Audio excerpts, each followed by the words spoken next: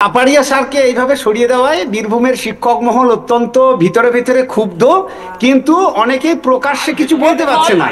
তো আমি চাই না এইভাবে ব্যক্তি জীবনে হস্তক্ষেপ করা হোক কোন দলের পক্ষ থেকে অথবা রাষ্ট্রের পক্ষ থেকে।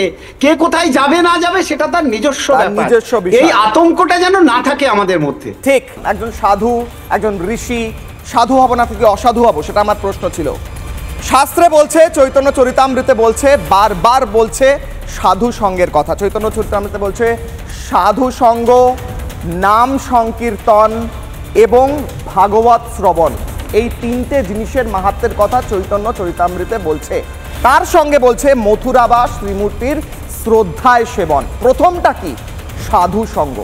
কি বলেছেন মহাপ্রভু? সাধু সঙ্গ সর্বশাস্ত্রে কয়, লবমাত্র সাধু সঙ্গে সর্বসিদ্ধি হয়। সেই সাধু সঙ্গ করতে গেলে যদি নিজের পদ, নিজের কেরিয়ার কিংবা নিজের পোস্ট ডিলিট করতে কোনো রাজনৈতিক দল বাধ্য করে, তাহলে সেই রাজনৈতিক দলকে অবশ্যই নিশ্চয়ই ফল তো পেতেই হবে।